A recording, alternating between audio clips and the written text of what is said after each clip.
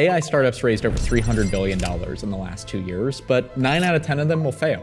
The founders are sharp and the products work, but the math behind these startups has completely changed. 5 years ago, the hard part was getting a product off the ground. Today, you can launch one over the weekend, but running it is where your money disappears. And most founders, they're still budgeting like nothing has changed, but it gets worse. This video breaks down the 3 rules that have changed, why each one is more dangerous than it looks, and exactly how to adapt so you're not building a 2026 company on 2020 logic. For 20 years, the SaaS playbook was simple. You spend a lot upfront to build the product, but once it's live, each new customer costs you almost nothing to serve. The more you grow, the better your margins get. That's why investors love software companies. You pay to build, then you print money as you scale. AI flipped that equation completely. One person with the right tools can get a working product live in a fraction of the time and cost it used to take. Building is just no longer where the money goes. Running the product is. And the cost doesn't stay flat. It climbs the faster you grow. And every AI query costs money. Every API call to the model costs money. Every single user session costs money. In traditional SaaS, your 100th customer was almost pure profit. In an AI company, your 100th customer might be the one that makes you go bankrupt. Andreessen Horowitz found that the median AI company is making roughly half the margin of a traditional software company. And that gap, it isn't closing. For a lot of AI companies, margins, they actually erode as you scale because usage drives costs in a way it never did before. And the part that really messes with your head is that the dashboard still looks healthy. Top line revenue climbs, signups climb, the growth story holds up in every pitch meeting. But underneath all of that, every new user can pull your unit economics in the wrong direction. And if you're not careful and you're not tracking cost per user week over week, you won't see it coming. Most founders, they don't track this. They look at revenue, they look at growth, and they assume the money side will figure it out. It usually doesn't. Here's our first case study is Jasper. It's a good example. AI writing tool in 2022. They were everywhere. They raised $125 million at a $1.5 billion valuation. The timing was incredible. They were one of the first companies to wrap GPT in a polished product with marketing templates and brand voice features. Then OpenAI launched ChatGPT. Overnight, the core technology Jasper had built on top of it became available to everyone for free. Customers started asking a very simple question. Why should I pay you when I can go straight to the model? But the deeper problem was the cost structure. Every word Jasper generated cost them money through API fees. The more customers use the product, the more it costs to serve them.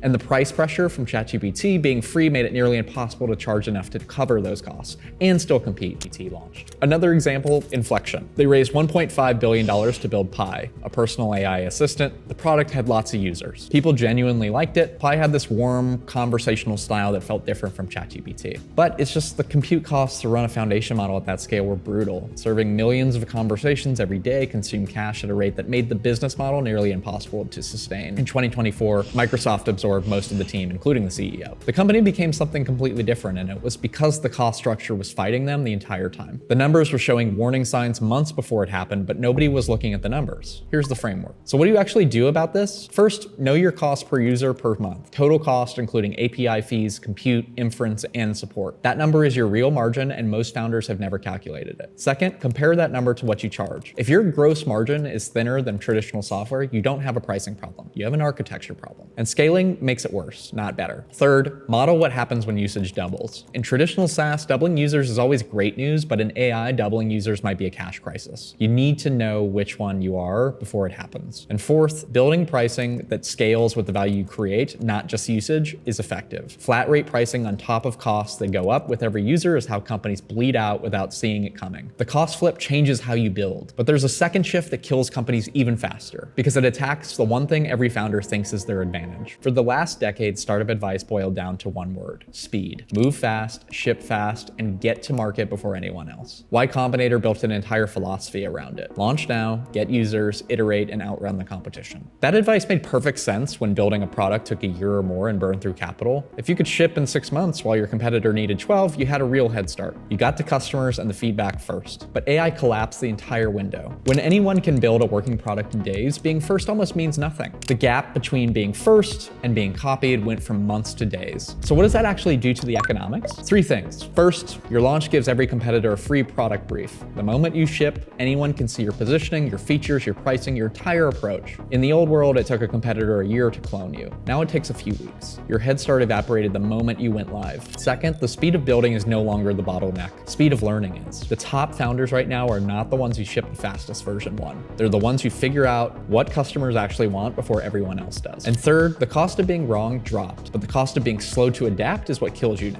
If your first version misses, that's fine. Building it was cheap. But if you're slow to change direction once the data tells you to, you're done. Because someone else will pivot faster than you and take the market. Like 𝐬𝐮𝐬, for example. It launched AI-powered avatar generation in late 2022 and it blew up. Millions of downloads basically overnight. Top of the App Store. Revenue through the roof, everyone was posting AI avatars on Instagram. But within weeks, dozens of clones appeared. And they were the same core technology, similar quality, lower prices, and some were even free. 𝐬𝐮𝐬 had speed. They were first, but it didn't matter. The tech was not hard to copy and the gap between first and copied was weeks, not years. In early 2023, for example, downloads had cratered. The app went from cultural moment to an afterthought in 90 days. Another example, in 2023 and 2024, thousands of startups launched as thin wrappers around GPT. PDF summarizers, email writers, resume builders, you name it. Something wrapped GPT in a simple UI, a nice looking one, and called it a startup. Most of them shipped pretty fast, some were genuinely first in their niche, almost none of them survived. Because being first to wrap an API does not create a business. When the underlying model improves, your wrapper becomes unnecessary. When a competitor builds the same wrapper in a weekend, your head start evaporates. And when the platform you built on top of launches its own version of your feature, you're done. The wrapper graveyard is full of startups that optimize for how fast they could build when they should have been figuring out what people would actually pay for. Stop measuring how fast you launch, start measuring how fast you learn. Build feedback loops, not just features. The founder who talks to 50 customers in 1 week beats the founder who ships 50 features in month 1. Plan for clones. If someone copies your product in 2 weeks, what do you still have that they don't? If the answer is nothing, that's fine, but that's your actual problem. You need to optimize for retention over acquisition. In a world where anyone can build a version of your product, the only real advantage is the customers who stay. Getting them in the door is not the hard part anymore. Keeping them is. And if you're not watching what each customer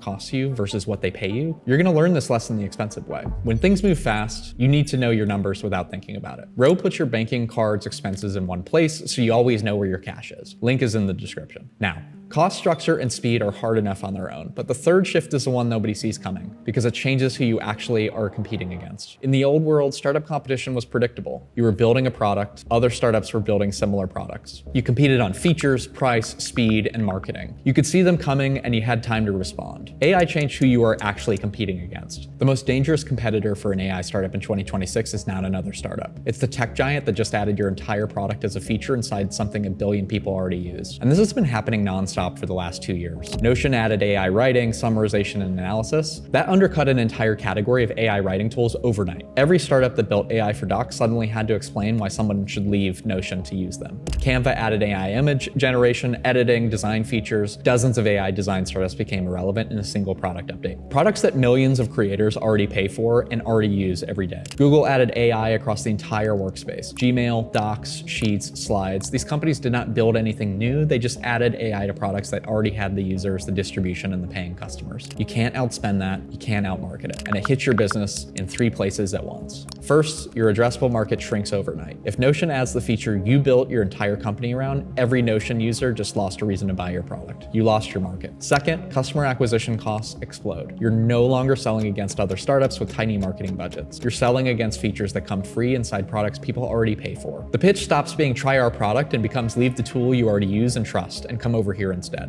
That's a completely different and much more expensive sale. And third, the only way to survive is to go where the big companies won't. That means owning data that they do not have, embedding into workflows they will never build, or solving a problem so specific that no giant platform would ever bother with it. Let's look at Character AI. They were one of the hottest AI consumer apps in 2023, tens of millions of users with insane engagement. People were spending hours every day talking to AI characters. They raised over $150 million.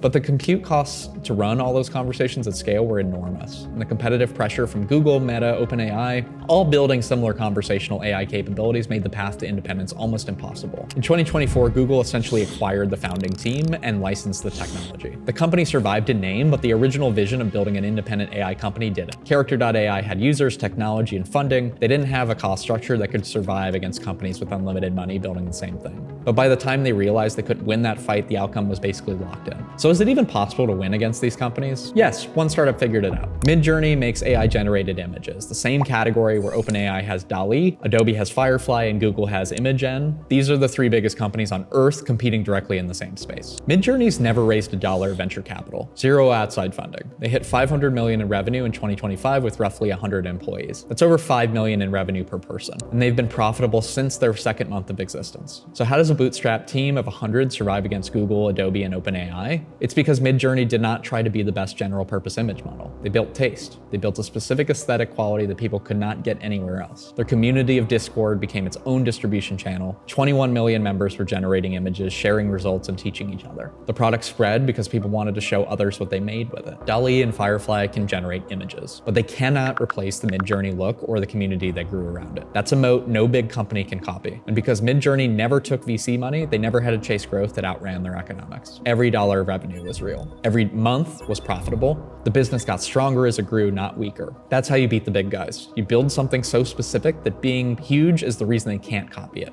The framework is simple. Map your real competitive landscape. If Google, Microsoft, or Salesforce could add your core feature in a single quarter, that's your actual threat. Don't worry about the other startups. Find the wedge that big platforms will ignore. Your advantage is depth. Go deeper into a specific problem, workflow, or industry than any big platform ever would. The product someone uses once is replaceable. The product wired into how they work every day and connected to their other tools is not. That stickiness is your moat. And ask yourself one honest question. If someone gave Notion or Salesforce your product spec tomorrow, could they ship it in 90 days? If yes, you need a different kind of moat, because eventually they will. Those are the three shifts, and they all come back to the same mistake. You might be thinking you'll figure out the finance piece later. Ship first, grow first, worry about the numbers later. That made sense when the biggest risk was whether you could build the startup at all. But in 2026, the biggest risk is that you build something people use and still go broke. The founders who get this right go to investors with leverage, not desperation. And if you want that, Ro puts your banking expenses and cash flow in one place. It takes a few minutes to set up, link in the description. And if you want to see exactly what separates AI startups that work from the ones that don't, watch this video next.